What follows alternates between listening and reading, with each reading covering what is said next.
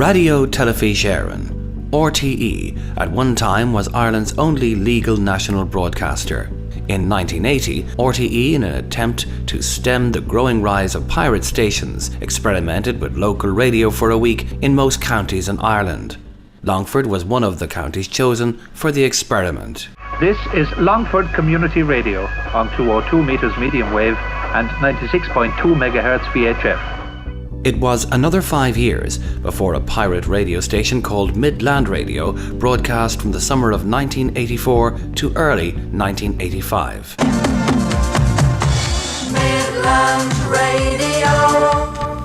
In summer 1985, another pirate called LCR, or Longford Community Radio, came on air with a steady diet of country and western music as popular in the region then as it is now. You're listening to the biggest and the best with Longford Community Radio. The following year, 1986, IRL, or Independent Radio Longford, broadcast from Longford town to the surrounding county and beyond up to December 1988. From Longford on 99 FM stereo, this is IRL. That was the year all pirate stations were ordered to shut down by the then Communications Minister Ray Burke, with the chance to apply for one of the new legal licenses to be issued the following year. Many applicants were to apply nationwide to broadcast to their respective counties. In Longford, the Midland Radio Group, as Shannonside FM, was the successful applicant and has broadcast ever since. That is the background to radio broadcasting, both illegal and legal, in the county of Longford. In this documentary, we look back at the Longford pirate, IRL. IRL from the heart of the Midlands. IRL was situated at 2 Ballymahan Street, Longford, beside the Market Bar on Ballymahan Street, and would later move to premises in New Street, just behind the Tally-Ho Bar there. The station was the brainchild of Gerry Conboy, a well-known figure from the world of entertainment in the area. I met up with Gerry in January 2017 and began by asking him how it all began. Brian Blake, Dave Evans, Mark Edwards, Nigel Hayes, Paul Burke, Sean Hughes, Steve Ellis, Tony Carr. At one point you were employing 12 people full-time. How did you get your on-air team together? The on team that I put together came from a couple of different, between DJs and guys I had known over a number of years that wanted to get into the DJ radio business. Alan Francis, Carol St. Clair, Kathy Roberts, Ed Miles, Jerry Early, Gordon O'Connor, Jackie Jones, Jason Ryan, Mike Stewart, Noel Phillips, Paul Rogers, Steve Richards, Tony Jordan, Trevor James. Tell me about the unique jingle package you had made featuring the legendary late Don Allen. I was fascinated the first time I heard Don Allen's voice. He did a lot of jingles for other stations in the region. And I actually went over to meet Don Allen in Tullamore, and he agreed to do our station package for an agreed fee. And I was delighted, and that's how that came about. From the heart of Longford, this is IRL, playing your favourites all the time. You heard it first on IRL. What kind of programming did the station broadcast? We looked at the programming at the beginning and we said we would have to cover a list of issues. We couldn't just concentrate on one thing because we were a country station. We were in the Midlands, and we were literally trying to give the death notices, do a bit of sports, do a bit on documentaries and some Irish programming. And I got a bit of help from the station manager, who had a lot of experience in that because he worked with other stations, Mike McCartney. So on Mike's guidance, and we did go to look at a couple of different radio stations around the country to see what their programming was, so we tried to kind of work alongside that. IRL, all over Longford, Roscommon, Leitrim, Westmeath and Cavan. Now. Advertising was crucial to pay all the bills. Well, as initially when the station took off, I had to fund the station myself for a number of months until the advertising campaign took off and we started to take in some revenue from local advertising. Then we looked outside the Midlands to look for more agency advertising. Mosney was an Irish version of Butlin's UK holiday camp. They were one of the big station advertisers. For a holiday that's filled with fun, with lots to do for everyone, head for Mosney, the holiday centre, Mosney. As were local businesses, some no longer with us, some still thriving, like the Paul Byron shoe shop chain. Here's an IRL commercial for them from 1987. Paul Byron Shoes, Market Square Longford and Roscommon Town have just received a huge selection of boots and shoes in all new styles and colours.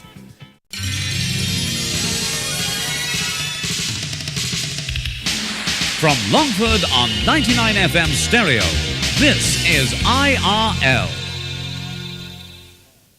Can you tell me about the transmission equipment and transmitter used? When the station went on air, we had a very small transmitter. It was 50 watts, and I wasn't happy with this because the initial 50 watt transmitter was only getting us Longford and surrounding area of Longford town. So I went to the bank and borrowed some money, and I had heard about this transmitter that was a lot of the other stations in Ireland were using.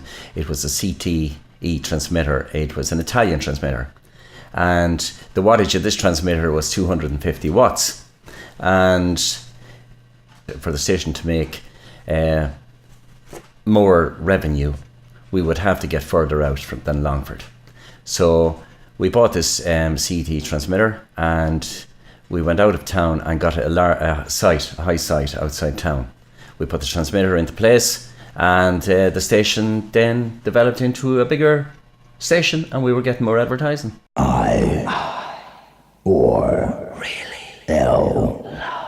Independent Radio Longford. What kind of problems and issues can you recall? Yes, we had loads of different issues with the transmitter when it was on the air, especially with the lovely weather we get in Ireland. The storm initially, various parts of the year you would have storms and wind and the usual rain, which could affect your transmitting equipment. At one point, I used to get numerous phone calls on different days from the staff on the radio station saying, "Gerry, we're off the air. Gerry, we're on the air. We were on the air and now we're off the air," and we would go down and see that there was problems with the aerial equipment. Maybe if the aerial equipment got damaged, it would sometimes damage the transmitting equipment because it's all connected together, and we've had to call out technicians there on numerous times, and it was a bit of a headache because the station would be off the air maybe for 2 to 3 days at a time. Broadcasting on 99 megahertz FM stereo, this is IRL, Longford's very own radio station. The station would receive reception reports from radio enthusiasts from abroad. Was that gratifying to think that IRL was being picked up in places like Scandinavia? It was. We've had numerous letters from as you said, Scandinavia and Poland and parts of Germany, where people were picking up the reception of the station, and we had 2 visits from 2 of these people. They actually came to Ireland at one point, and they came down to see our studios in Longford, and it was pretty amazing meeting these people because they were amateur enthusiasts listening to the radio stations throughout the world. And they would bring over some evidence with them on cassette at the time to let us hear what they were listening to at the time when the station went in, when they could pick up the station. IRL from the heart of the Midlands.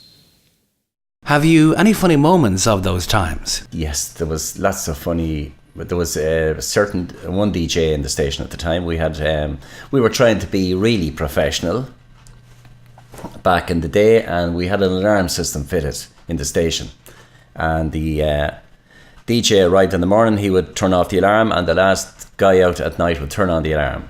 But we had one DJ. It wasn't really his fault. He kind of panicked one night.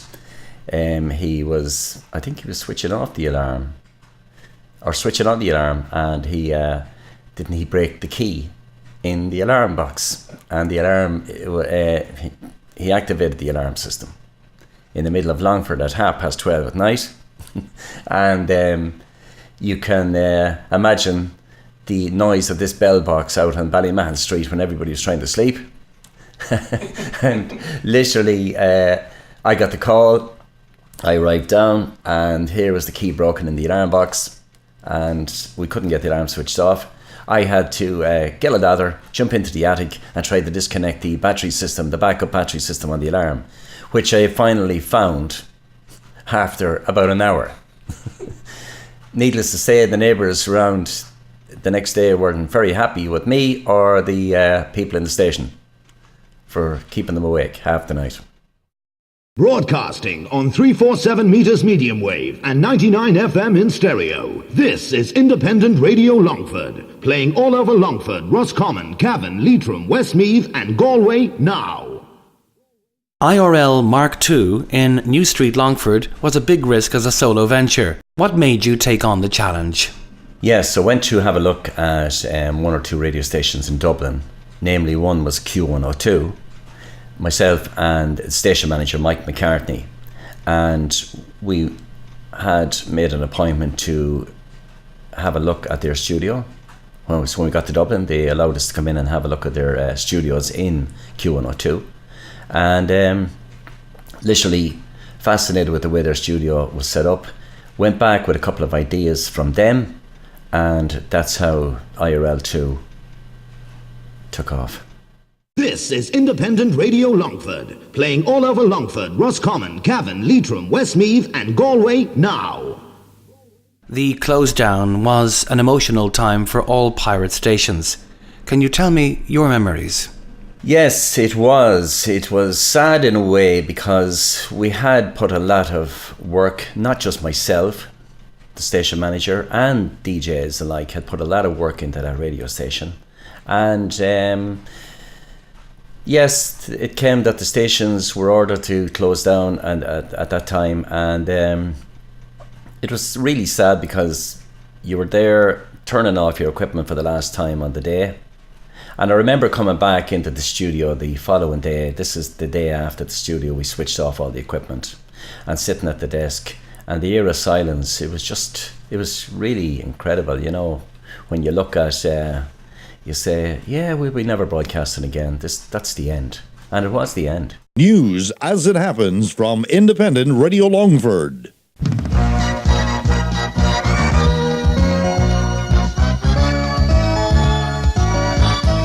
December 31st was the last day that broadcasting was to take place.